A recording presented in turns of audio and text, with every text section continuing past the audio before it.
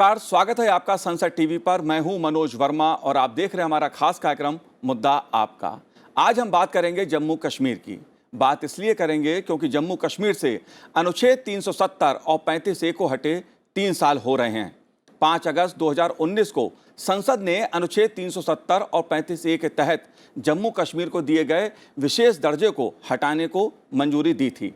जाहिर सी बात है कि हर कोई ये जानना चाहता है या जानना चाहेगा कि अनुच्छेद 370 हटने के बाद जम्मू कश्मीर में क्या बदलाव आया, जम्मू कश्मीर के लोगों को क्या अधिकार मिले, कितना हुआ विकास, कितनी बदली पर्यटन की तस्वीर, नई औद्योगिक नीति का क्या है असर। ये ऐसे सवाल हैं जिसका उत्तर हर कोई जानना चाहेगा। इसलिए मुद्दा आपका में आज हम बात करेंगे 370 मुक्त जम्मू कश्मीर की। खास मेहमान चर्चा के लिए मौजूद हैं जम्मू कश्मीर विश्वविद्यालय के प्रोफेसर दीपांकर सेन गुप्ता जी हमारे साथ हैं। दीपांकर जी, आपका बहुत बहुत स्वागत है संसद टीवी पर। साथ ही हम बात करेंगे सेवानिवृत्त लेफ्टिनेंट जनरल सैयद अता हसनैन साहब से, जो रक्षा विशेषज्ञ हैं। आपका स्वागत है हसनैन साहब। और साथ ही बात करेंगे जम्मू कश्मीर स्टडी सेंटर के राष्ट्रीय सचिव संजय त्यागी जी से। संजय जी, आपका भी बहुत बहुत स्वागत है।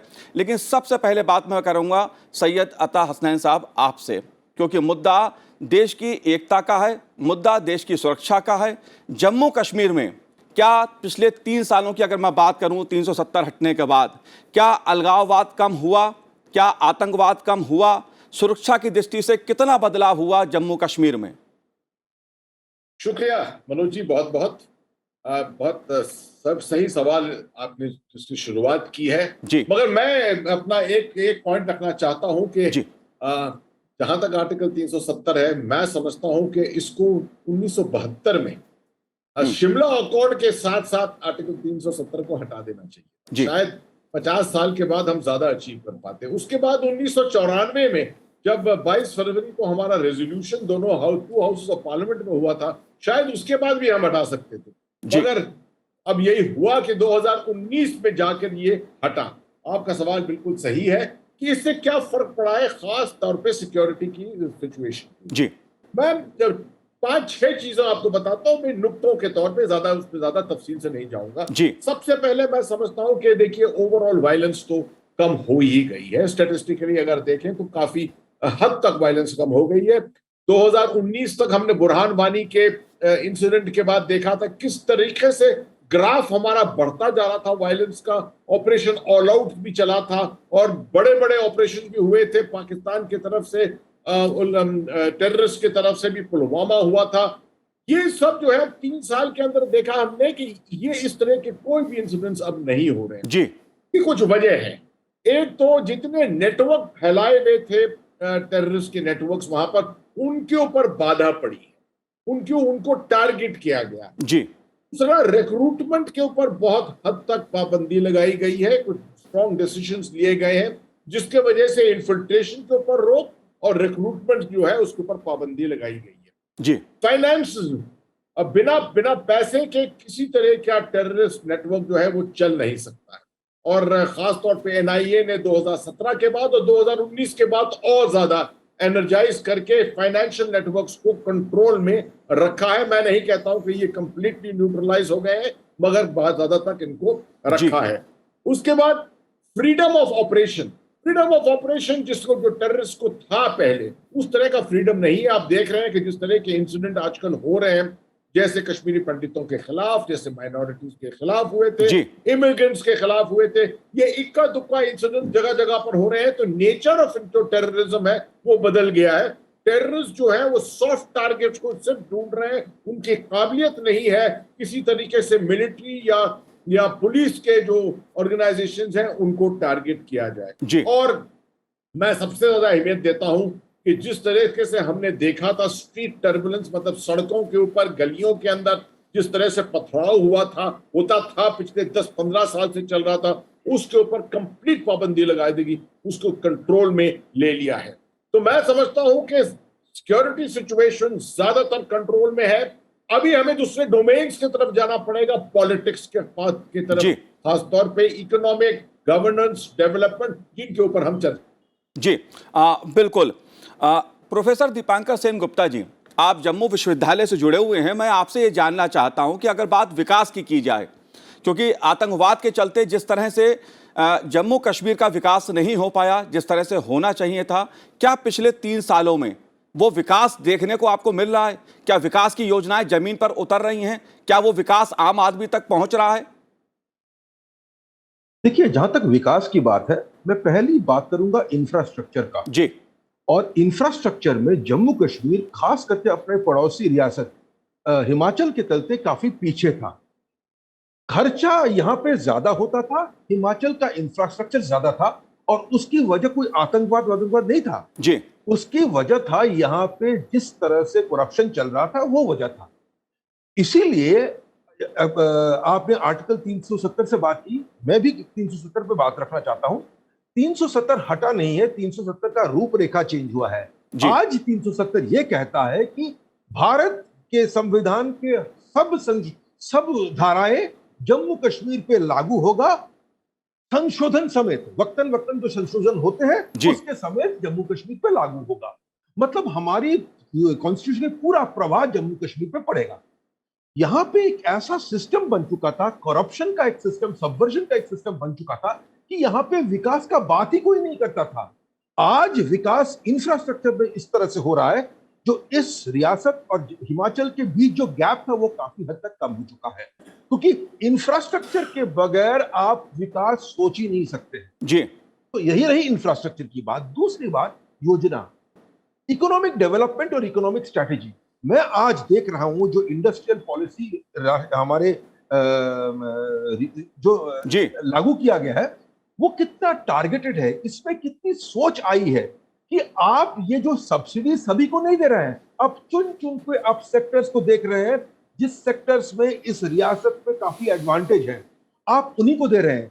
सर्विस सेक्टर्स में आपका एक पॉजिटिव लिस्ट है। तो आप खर्चा जिस पहले भी इंडस्ट्रियल पॉलिसीज से जिसके चलते फाइनेंशियल आउटफ्लोस काफी होता था, अब ये खर्चा जो हो रहा है टारगेटेड खर्चा हो रहा है, और उसका नतीजा क्या हुआ है? उसका नतीजा ये हुआ है कि सरकार के सामने 50,000 करोड़ से ऊपर इन्वेस्टमेंट प्रपोजल्स है। और ये किस माहौल में, जब देश और रियासत 2 साल पीड़ित है कोविड के जी। उस अनिश्चितता में लोग यहाँ पे इन्वेस्ट करना चाहते हैं, क्योंकि उनको पता है यहाँ पे क्या मिल सकता है, और उनको अब कोई संकोच या डर नहीं है, क्योंकि यहाँ पे माहौल पूरी तरह से चेंज हो गया है। कुछ आंकड़े तो जनरल हसनैन से बखूबी से बताया है जी। पर एक मेंटल एटीट्यूड जो चेंज हुआ है, एक स्ट्रक्चर जो चेंज हुआ है, उसकी मैं कोई कीमत नहीं लगा सकता। और इसीलिए आप देख रहे हैं इन्वेस्टर्स यहाँ पे निवेश करने के लिए मौजूद है, और पर्यटक भी यहाँ पे काफी पैमाने पे आ रहा है जी। जहां तक कृषि है, कृषि में भी काफी प्लान्स योजनाएं हैं, क्योंकि जम्मू कश्मीर में जिस प्रकार के फल होते हैं, जिस तरह के क्रॉप्स होते हैं, नॉर्थ ईस्ट को छोड़ के आपको और कोई रीजन नहीं मिलेगा। पर इसकी काफी अनदेखी हुई है, यहाँ पे भी योजनाएं फैल रहे हैं, और सरकार को पता है कि यहाँ पे अगर अब सटीक तरीके से निवेश करते हैं तो जम्मू कश्मीर पे सरकार को, केंद्रीय हुकूमत को, देश को खर्चा नहीं करना पड़ेगा। ये ब्लैक होल बनने की कोई जरूरत नहीं है। जम्मू कश्मीर बखूबी अपने पैर पे आर्थिक तरीके से खड़ा हो सकता है, और नेशनल कंस्ट्रक्शन में वो योगदान भी कर सकता है। जी बिल्कुल दीपांकर जी, विकास की दृष्टि से भी जम्मू कश्मीर में खासा बदलाव देखने को मिलता है। अता हसनैन साहब ने बताया किस तरह से आतंकवाद की घटनाओं में खासी कमी आई है, अलगाववाद पर अंकुश लगा है। एक बड़ा बदलाव इन 2 मोर्चों पर जम्मू कश्मीर में देखने को मिल रहा है। लेकिन एक बड़ा सवाल संजय त्यागी जी, क्योंकि जब अनुच्छेद 370 जम्मू कश्मीर पर लागू था तब यह बात कही जाती थी कि देश में जो संविधान के से अधिकार लोगों को मिले हुए हैं, जो हक मिले हैं, जो कानून लागू हैं, वो 370 के चलते जम्मू कश्मीर में लागू नहीं हो पाते थे और आम आदमी अपने अधिकारों से वंचित रहता था। क्या वो बदलाव देखने को मिला? मैं जनरल हसनैन और प्रोफेसर साहब ने जो बात कही है उसी को बढ़ाते हुए पहले यहां से शुरुआत करना चाहूंगा कि अगस्त 2019 के बाद जो सबसे बड़ा बदलाव है, क्योंकि मैं जम्मू कश्मीर में भी और देश भर में भी जम्मू कश्मीर के विषयों को लेकर घूमता हूं, वो एक साइकोलॉजिकल, जो आपने कहा ना कि एक साइकोलॉजी थी कि देश का जो कानून है वो पूरी तरीके से जम्मू कश्मीर में लागू नहीं हो रहा है। तो वास्तव में एक सबसे बड़ा जो बदलाव है वो साइकोलॉजिकल बदलाव है। पहले अस्तित्व के प्रश्न की बात करते थे लोग बाग, अब विकास योजनाओं की बात करते हैं। अब हमारा विकास कैसे होगा, हमारे जो है ज्यादा से ज्यादा देश की जो बाकी जनसंख्या को मिलने वाले जो बेनिफिशियल लेजिस्लेशन है वो उनको हम कैसे लाभ होंगे उठाएंगे, इनका जो है इन विषयों पे चर्चा होती है। अब जैसे छोटे छोटे विषयों को लेकर वहां आंदोलन होते थे, हमें ध्यान है अमरनाथ यात्रा आंदोलन 63 दिन तक आंदोलन चला, और अभी पोस्ट अगस्त 2019 में पूरे अमरनाथ यात्रा मार्ग पर जो है यात्रियों के लिए हर जगह सुविधाएं बनी, कोई किसी प्रकार की चर्चा नहीं, क्योंकि एक विकास, एक सबसे बड़ा जो परिवर्तन हुआ है वो साइकोलॉजिकल परिवर्तन हुआ है। जगह जगह जो है विकास, जो युवा है जम्मू कश्मीर का, आज उसका जो है माइंडसेट जो है दूसरे विषयों से हटकर अपने खुद के विषयों पर गया है, अपने परिवार की तरक्की के लिए, अपनी सुख समृद्धि शिक्षा की तरफ गया है। तो जो योजनाएं हैं वो निश्चित रूप से जो है वहां पहले के मुकाबले, जैसे प्रोफेसर साहब ने कहा कि भ्रष्टाचार या जो भी वजह रही हो, और जो सिक्योरिटी रीजंस के कारण देश और विदेश के जो लोग वहां इन्वेस्ट नहीं करना चाहते थे, इस बदले हुए साइकोलॉजिकल एनवायरनमेंट में जो है उनके भी वहां कदम बढ़ रहे हैं। जब एक विकास की नई बयार वहां आ रही है तो न केवल जो है जम्मू कश्मीर में काम करने वाले इंडस्ट्रियलिस्ट बल्कि आम जनता तक एक विश्वास बढ़ा है कि निश्चित रूप से भारत वर्ष भर में लागू होने वाली विकास की योजनाओं से हम लोग भी जो है अब पूरी तरह से लाभान्वित होंगे। और जम्मू कश्मीर पूरे देश के, जैसे हिमाचल का जो है उदाहरण दिया प्रोफेसर साहब ने, हिमाचल, नॉर्थ ईस्ट या देश के अन्य भाग में जिस प्रकार से विकास की बयार बह रही है, जम्मू कश्मीर निश्चित रूप से उससे आगे ही जाएगा जी, उसके साथ जी चलते। लेकिन संजय जी, अगर बात मैं कानून की करूं तो जैसे बाल विवाह अधिनियम, शिक्षा का अधिकार और भूमि सुधार जैसे कई कानून अब जम्मू कश्मीर में प्रभावी हो रहे हैं। अगर वाल्मीकि समाज की मैं बात करूं तो जो उन्हें अधिकार मिलने चाहिए थे, दलित समाज की बात की जाए या गोरखा समुदाय की बात की जाए, तो ऐसे समाज जो है, ऐसे समुदाय जो हैं, उनको भी अधिकार मिल रहे हैं। क्या इसमें आप कोई बदलाव देख रहे हैं? इनके जीवन में किस तरह से बदलाव आ रहा है? निश्चित रूप से अभी हम लोग जो है रोज अखबारों में भी और वैसे भी देखते हैं और खबरें सुनते हैं कि ये जो गोरखा समाज, वाल्मीकि समाज जो है, या पश्चिमी पाकिस्तान से आए हुए लोगों के जो समाज है, उनके बीच में जो नौकरियों के, शिक्षा के या बाकी और सारे चीजों का जो अभाव था, पोस्ट अगस्त जो 2019 के बाद कानूनों में जो एक ट्रांजिशनल फेज आया, बहुत सारे कानून रिपील हो गए हैं, बहुत सारे कानूनों में परिवर्तन हो गया, कुछ में अभी हो भी रहा है। तो कई मेरे ऐसे परिचित लोग हैं जम्मू में, और डॉक्टर साहब से तो निश्चित रूप से वो मिलते रहते होंगे, कि जिन्हें लंबे समय तक जो है जम्मू या कश्मीर के विभिन्न भागों में रहने के बावजूद भी वहाँ प्रॉपर्टी या दूसरी चीज नहीं खरीद पा रहे थे, तो वो लोग जो है कहीं ना कहीं इस तरह की चीजों में, अब कई वाल्मीकि समाज और पश्चिमी पाकिस्तान समाज के जो बच्चे थे जो नौकरी या शिक्षा से पीछे थे, उन बार बार हम उन लोगों की जो है कहानियां अखबारों में और दूसरे माध्यमों से पढ़ते हैं कि वो बाकी लोगों के साथ आए हैं। तो एक, लेकिन यह है कि 3 वर्ष, जैसे अभी जनरल हसनैन ने कहा था कि काश ये आज से 1972 में या 94 में हो गया, तो 3 वर्ष उस हिसाब से एक पूरा समाज जो कटा रहा उसको साथ लाने में या बराबर लाने के लिए एक थोड़ा समय है, लेकिन निश्चित रूप से एक बड़ा पॉजिटिव एटीट्यूड है जी, मैं कह सकता हूं। जी, जाहिर सी बात है, कम समय है 3 साल, और उसमें भी कोविड का कार्यकाल 2 साल का। अगर इसको देखा जाए तो विकास की दृष्टि से जम्मू कश्मीर आगे बढ़ा है, लेकिन बात मैं सुरक्षा की करूंगा क्योंकि सबसे बड़ा सवाल आम आदमी की सुरक्षा का है। अता हसनैन साहब, एक दौर था जब जम्मू कश्मीर में खासतौर से घाटी में पत्थरबाजी देखने को मिलती थी। आज खबरें आती हैं शिक्षा को लेकर बात वहाँ का नौजवान कर रहा है। सेना में भर्ती की जब बात चलती है या कोई कैंप आयोजित होता है, तब उसमें जो भागीदारी लोगों की देखने को मिलती है वो अपने में एक बदलती हुई तस्वीर है कश्मीर की। आप इसको कैसे देखते हैं?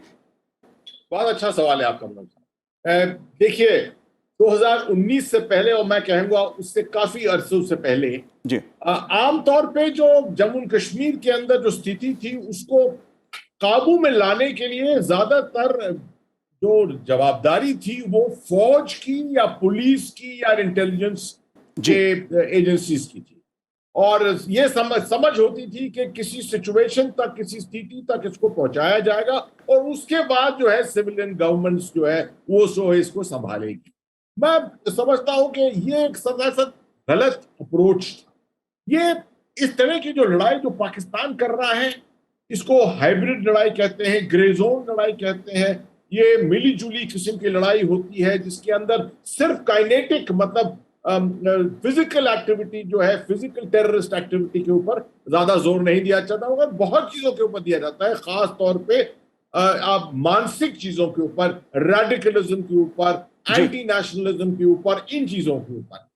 2019 के बाद क्या हुआ है कि ये रियलाइजेशन आया है और जो ऑल ऑफ गवर्नमेंट अप्रोच जिसको कहते हैं, पूरी सरकार मिलजुल कर हर डिपार्टमेंट जो है वो अपना रोल प्ले करे, वो शुरुआत जो है वो 2019 से खास तौर पे हुई, जिसकी वजह से आप देखिए कि एजुकेशन डिपार्टमेंट के अंदर, टूरिस्ट डिपार्टमेंट के अंदर, मतलब सब लोग इसको देखने लगे कि ये एक लड़ाई का माहौल है इसमें हमारी भी जवाबदारी है जी, और उसकी वजह से डेवलपमेंट बढ़ने लगा। और आप देखिए उसके वजह से जमीन के ऊपर जो पथराव हो रहा था ये सब इसके ऊपर काबू किया गया, और आज केरला के तरह जम्मू कश्मीर में भी बच्चे जो है ज्यादातर किताबों के साथ पाए जाते हैं, कॉम्पिटिटिव इम्तिहानों के साथ पाए जाते हैं, एस्पिरेशंस है उनके, स्किल डेवलपमेंट हो रहा है उनका। तो ये कार्रवाइयां जो है, जैसे बिल्कुल सही कहा संजय त्यागी साहब ने, 3 साल जिसके अंदर 2 साल तो चले गए कोविड में, 3 साल के अंदर इतनी आसानी से ये रिजल्ट नहीं आएंगे सामने, मगर आने लगे हैं और बड़े उत्साहित तौर पर पूरा कश्मीर जो है इसकी तरफ निगाह रख रहा है जी। बिल्कुल। दीपांकर जी, एक मुद्दा लोकतंत्र का है, क्योंकि हम जब बात विकास की करते हैं, लोगों के अधिकार की करते हैं, तो लोकतंत्र की बात भी पहले आती है। बदलाव के बाद, 370 हटने के बाद या इसका स्वरूप बदलने के बाद आप कैसे देखते हैं कि जमीनी स्तर पे क्या जो लोकतंत्र है जम्मू कश्मीर में वो कितना मजबूत हुआ है? देखिए, जम्मू कश्मीर में मैं बार बार कहता था, अगस्त 5 2019 से पहले वो रियासत एक मायने में खुद मुख्तार तो था जी, पर उनके जो बाशिंदे थे, उनके जो शहरी थे, वो गुलाम थे, क्योंकि उनको डेमोक्रेटिक डिसेंट्रलाइजेशन, जो आप गांव में अब हर जिलों में 3 टियर गवर्नेंस कि वहां पे भी लोकशाही होगा, जम्मू कश्मीर में इसका कॉन्सेप्ट कम था और जो इदारे थे उसको जबरदस्ती कमजोर रखा जाया करता था। इलेक्शंस होते थे, उनको पैसा नहीं मिलता था। अब जब भारत के संविधान के सब धाराएं जम्मू कश्मीर पे लागू है, तो 73 संशोधन, 74 संशोधन भी लागू है, तो आपको ग्राम पंचायत में भी इलेक्शन कराना है, ब्लॉक में भी इलेक्शन कराना है और जिला परिषद भी गठन करना है, और इनको बाकायदा रकम और अधिकार देने हैं। तो आपके ग्रास रूट रिप्रेजेंटेटिव्स जो है वो आके पहली बार अपने बागडोर संभाल रहे हैं और अपना निर्णय खुद कर रहे हैं। अब एक बात है, क्योंकि दूसरे रियासतों में, दूसरे राज्यों में ये 1992 से प्रक्रिया शुरू हुआ, यहाँ पे हाल ही में शुरू हुआ है, तो इन इदारों को अपनी जिम्मेदारी समझना, अपनी अधिकार समझने में कुछ टाइम लगेगा, क्योंकि ये इदारों भी सीखते हैं जी। पर मुझे लगता है कि ये सही तरह से जा रहा है, क्योंकि आपने देखा होगा कि इतने धमकियों के बावजूद यहाँ पे जो पोलिंग टर्नआउट हुआ, खास करके वैली में, उस माहौल में, वो सराहनीय था। तो मुझे लगता है कि लोगों, गांव में हो, शहरों में हो, बहुत सारी चीज समझ रहे हैं और बहुत सारी चीज अपने अधिकार में ले रहे हैं। तो डेमोक्रेसी की जो बात करते थे, यहाँ पे लोग कहते थे पॉलिटिकल वैक्यूम। जब 87 एमएलए नहीं थे तब वो उसको हम कहते थे डेमोक्रेटिक वैक्यूम, पॉलिटिकल वैक्यूम। आज हजारों के तादाद में लोगों के नुमाइंदे आज ऑफिस में हैं, हम कैसे कह सकते हैं पॉलिटिकल वैक्यूम है? ये भी पॉलिटिशियंस है, पर इन पॉलिटिशियंस का मैंडेट अलग है। ये सिर्फ कानून नहीं बनाते हैं, ये डेवलपमेंट वर्क करते हैं, ये विकास के काम करते हैं। और उस मायने में देखा जाए कि आज जम्मू कश्मीर में पहली बार आजादी के बाद डेवलपमेंटल डेमोक्रेसी हो रहा है। क्या ये बेहतर हो सकता है? ये बिल्कुल बेहतर हो सकता है। और बिल्कुल। इसीलिए यहाँ पे हैंड होल्डिंग की जरूरत है। और सरकार ने जो बैक टू विलेजेस जो कैंपेन किया, नौकरशाही को अपने दफ्तरों से निकाल के कहा कि यार गांव में देखो स्थिति क्या है, ये उसी जो इदारों को मजबूत बनाने का एक ये प्रक्रिया था। बैक टू विलेजेस में कई स्टेजेस हुए और वहां पे नौकरशाही को भी पता चला कि वो जो योजनाएं बनाते हैं अपने दफ्तर में, फील्ड में, जमीन में कहां तक ये हकीकत बनते हैं वो देख के आए। तो सरकार की तरफ से एक ऑल आउट अप्रोच हुआ है। जैसे जनरल हसनैन ने कहा है कि सरकार दफ्तरों से बाहर उठ के आया है, और नौकरशाही को आज अगर देखते हैं आपको दिखने को मिलेगा कि सेक्रेटेरिएट में कम और फील्ड में वो ज्यादा होते हैं। तो मुझे लगता है कि डेमोक्रेसी की जो बात है वो एमएलएस की इलेक्शन को आप डेमोक्रेसी से मत जोड़िए। इतने सारे टीयर्स ऑफ गवर्नमेंट है, लोगों से जोड़िए डेमोक्रेसी को। आप जी, डेमोक्रेसी जाहिर सी बात है दीपांकर जी, लोकतंत्र एक बहुत बड़ा मुद्दा है और उसमें जन भागीदारी, उसकी भागीदारी से ही लोकतंत्र मजबूत होता है। अगर 2019 की मैं बात करूं तो पहली बार प्रखंड विकास परिषद के चुनाव जम्मू कश्मीर में हुए और 98% से ज्यादा मतदान हुआ। यह अपने में दिखाता है कि राज्य की जो जनता है उसका लोकतंत्र में, मतदान में कितना विश्वास है, कितना भरोसा है। लेकिन संजय त्यागी जी, एक बहुत बड़ा मुद्दा कश्मीरी पंडितों का रहा है, पुनर्वास का रहा है। इस दृष्टि से क्या कदम उठाए सरकार ने, क्या बदलाव देखने को मिलता है? क्योंकि जिस तरह की हाल में घटनाएं कुछ सामने आई उससे सवाल उठता है, इसे आप कैसे देखते हैं? नहीं, वो जो घटनाएं हुई वो एक थोड़ा बीच में, जैसे ब्रिगेडियर हसनैन साहब ने कहा जी, कि वो एक सॉफ्ट टारगेट चुनने के लिए थोड़े समय के लिए घटनाएं हुई। वो कश्मीरी पंडित या बाकी देश से गए हुए बाकी लोगों के ऊपर वो घटनाएं हुई, लेकिन उसके अलावा जो सरकार की तरफ से जो है, अभी पिछले दिनों संसद में भी जानकारी दी गई कि बड़ी संख्या में जो है नौकरियां जो है दी गई। तो ये पोस्ट 2019 जो है, जो प्रोसेस शुरू हुआ है, उसमें कश्मीरी समाज और बाकी जम्मू का भी एक समाज है, क्योंकि जम्मू भी जो है इस बारे में हमेशा से जो है ये कहता रहा है कि हम नेग्लेक्टेड हैं। तो जम्मू और कश्मीरी पंडित समाज या कश्मीर का बाकी सारे समाज को जो है जिस प्रकार से जो है हैंड होल्डिंग किया गया है, उसमें एक बदलाव तो है। इसीलिए जो बीच में आतंकवादियों ने सॉफ्ट टारगेट के रूप में उन लोगों को जो है टारगेट करने की कोशिश की, वो सिर्फ यही कारण है कि उस बदलाव के कारण जो है वो परेशान है और उस वजह से ही उनको वो टारगेट कर रहे हैं। जी जी, अता हसनैन साहब, आप कैसे देखते हैं इस मुद्दे को? क्योंकि बहुत महत्वपूर्ण मसला है ये। मैं केवल बात कश्मीरी पंडितों की नहीं कह रहा हूं, दूसरे वर्ग भी वहां पर हैं, उसको आप कैसे देखते हैं?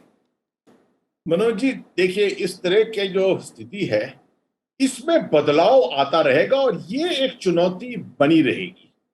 ये चुनौती शुरू से है, 1990 से, 19 जनवरी 1990 से ये चुनौती हमारे सामने है और हमने कोशिशें बहुत की हैं, काफी इसके अंदर सक्सेस भी पाई है, मगर इक्का दुक्का यहाँ पर पिछले जैसा देखा है हमने पिछले 3 महीने 4 महीने में, कोशिशें जो है उस पार से आर पार से जो हो रही है वो देख रही है कि कैसे भारत की सरकार को, कैसे जम्मू कश्मीर को नीचे दिखाया जाए, कैसे स्थिति को दिखाया जाए कि वो कंट्रोल में नहीं है भारत की फौजों के, भारत की सिक्योरिटी फोर्सेस के अंदर। तो इसलिए ये कोशिशें तो चलती रहेंगी और कहीं ना कहीं इसके ऊपर उनको भी सक्सेस मिलता रहेगा। मगर देखें, अगर आप लार्जर कैनवस के ऊपर देखें तो इस पूरे समय के अंदर कुछ वाकये हुए हैं और एक हाइब्रिड टेररिस्ट जिसको कहते हैं वो पैदा हुए हैं, जिन्होंने एक अपनी स्ट्रैटेजी कुछ हद तक बदलाव उसमें किया है उन्होंने। मगर थोड़ी ही दिनों के अंदर सिक्योरिटी फोर्सेस जो है उन्होंने अपना भी ऑपरेशन तरीकों को बदलाव किया उसके अंदर और धीरे धीरे उन्होंने इसके ऊपर सक्सेस पाई। अब पिछले 1.5 से 2 महीने तक कोई यहाँ पर इंसिडेंट नहीं हुआ है जी। और मैं तो यही प्रार्थना करता हूं, जैसे अमरनाथ यात्रा चल रही है तो सुनने में आया था कि अमरनाथ यात्रा के ऊपर भी इस दफे टारगेट हो सकता है और शायद कोई ग्रेव सिक्योरिटी सिचुएशन हो सकती है, वो आज तक नहीं आई है। 6 दिन रह गए हैं अभी अमरनाथ यात्रा के लिए। उम्मीद करते हैं, प्रार्थना करते हैं कि अमरनाथ यात्रा बिल्कुल सफल तौर पे रहेगी। ये एक बहुत बड़ा मैसेज होगा एक बहुत बड़ा संदेश होगा कि जिस तरह से सिक्योरिटी फोर्सेस ने सिचुएशन जो समझ रहे थे लोगों के डिटोरिएट हो रही है, उस सिचुएशन के ऊपर दोबारा कैसे काबू पाया है। जी बिल्कुल अता हसनैन साहब, और एक बड़ी बात यह भी है कि गुलमर्ग में पहली बार भारतीय शीतकालीन खेलों का भी आयोजन किया गया और एक बहुत बड़ी उपलब्धि है ये कश्मीर की, और एक पॉजिटिव तस्वीर, सकारात्मक तस्वीर जो सामाजिक आर्थिक स्तर पे बदलाव की हमें जम्मू कश्मीर में देखने को मिल रही है। आप तीनों ने इस चर्चा में भाग लिया, आपका बहुत बहुत शुक्रिया, बहुत बहुत धन्यवाद हमसे बात करने के लिए। तो आज हमारे इस कार्यक्रम में इतना ही, मुझे दीजिए आज्ञा, नमस्कार।